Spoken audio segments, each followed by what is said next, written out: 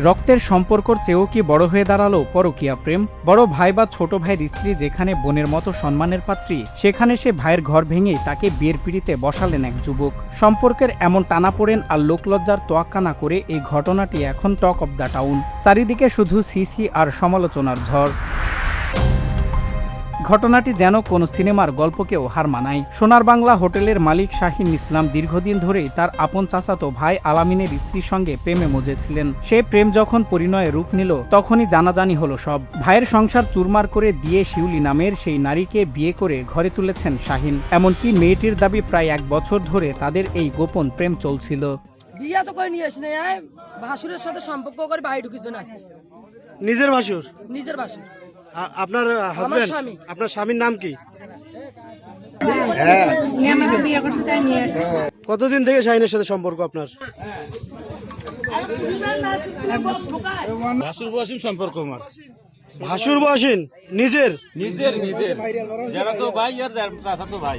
নীলফামারী সদর উপজেলার কানিয়ালখাতা ইউনিয়নের চিনিরকুটি এলাকায় এই চাঞ্চল্যকর ঘটনাটি ঘটেছে।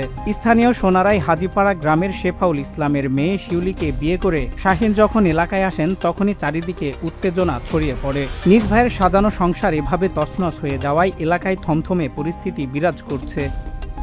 আপনার আগের স্বামীর সাথে আপনার তালাক হয়েছে? কতদিন আগে হয়েছে? জি আলামিন, আপনি কি আগে স্বামীর বাসায় ছিলেন এতদিন, না বাবার বাসায় ছিলেন?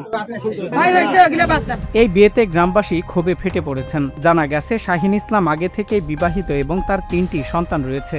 ভরা সংসারের ওপর এমন অনৈতিক সম্পর্ক আর চাচাতো ভাইয়ের স্ত্রীকে বিয়ে করায় কোনোভাবেই মেনে নিতে পারছেন না কেউ। সম্পর্কের এমন অবনতি আর নৈতিক পতন দেখে হতবাক সচেতন মহল।